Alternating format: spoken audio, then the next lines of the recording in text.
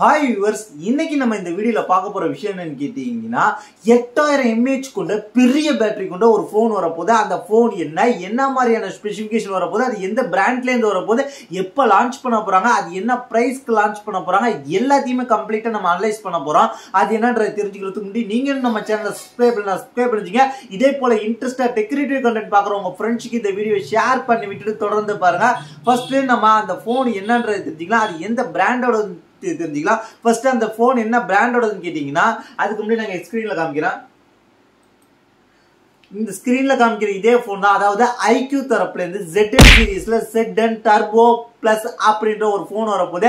அந்த போனை தான் இப்போ வந்து இந்த ஸ்பெசிபிகேஷனோட வரப்போகுது.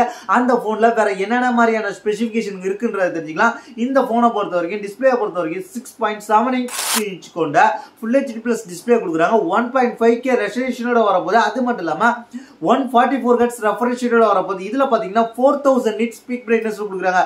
கேமராவை பொறுத்த வரைக்கும் 2 கேமரா செட்டப், அதாவது ஐக்யூ நியோ 10ல எப்படி இருந்துச்சோ அது மட்டும் இல்லாம அதே கேமரா செட்டப் தான். 50 மெகாபிக்சல் சோனி லிட்டியா 600 சென்சார் கொடுக்குறாங்க. இதுல வந்து 4K 30 fps வரைக்கும் வீடியோ ரெக்கார்ட் பண்ணிக்கலாம். அதுக்கப்புறம் 8MP அல்ட்ரா வைட் ஒன்று கொடுக்குறாங்க. செல்ஃபிக்காக 16 மெகாபிக்சல் செல்ஃபி கேமரா கொடுக்குறாங்க. இதுலயும் 4K 30 fps வரைக்கும் ரெக்கார்ட் பண்ணிக்கலாம். இந்த போன்ல அப்படி என்ன கொடுக்குறாங்கன்னு கேட்டீங்கன்னா, வேற சாஃப்ட்வேர் எக்ஸ்பீரியன்ஸை பொறுத்த வரைக்கும் Android 15 பேஸ் பண்ணி FunTouch OS 15 வரப்போகுது. அது மட்டும் இல்லாம இதுல வந்து என்ன கொடுக்குறாங்க கேட்டீங்கன்னா, ப்ராசஸரை பொறுத்த வரைக்கும் மீடியாடெக்கோட லேட்டஸ்ட் ப்ராசஸரான மீடியாடெக் டிமென்சிட்டி 9400 சிப்செட்டோட வரப்போகுது. அதாவது இதுல பாத்தீங்கன்னா 12GB RAM and 16GB RAM ரெண்டு வேரியன்ட் வரப்போகுது. அது மட்டும் இல்லாம LPDDR5X RAM வரப்போகுது. அது மட்டும் இல்லாம 256 512GB ஸ்டோரேஜ் வரப்போகுது. அதுவும் UFS 4.1 ஸ்டோரேஜோட வரப்போகுது. எல்லாமே நல்ல ஸ்பெக்கோட கொடுத்துருக்காங்க. அது மட்டும் இல்லாம இதுல பாத்தீங்கன்னா 8000 mAh பேட்டரி இருக்க போது. அது மட்டும் இல்லாம 100 watts சார்ஜிங் சப்போர்ட் கொடுக்குறாங்க. அது மட்டும் இல்லாம பைபாஸ் சார்ஜிங் சப்போர்ட். இந்த பைபாஸ் சார்ஜிங் சப்போர்ட் என்னன்னு கேட்டீங்கன்னா, நீங்க வயர்ல சார்ஜ் பிளக் பண்ணி யூஸ் பண்ணிக்கிட்டே சார்ஜ் பண்ணிக்கிட்டே யூஸ் பண்ணலாம்ன்றது தான் பைபாஸ் சார்ஜிங் சப்போர்ட் கொடுக்குறாங்க. அது மட்டும் இல்லாம IP68 69 ரேட்டிங் கொடுக்குறாங்க. IR பிளாஸ்டர் கொடுக்குறாங்க. அதுக்கப்புறம் வந்து கேமிங்காக Q2 சிப் கொடுக்குறாங்க. அது மட்டும் இல்லாம இந்த போனோட பிரைஸ் என்னவா இருக்கும்னு கேட்டீங்கன்னா, இந்திய மதிப்புல ஒரு 40,000 கிட்ட வரலான்ற மாதிரி எதிர்பார்க்கப்படுகிறது.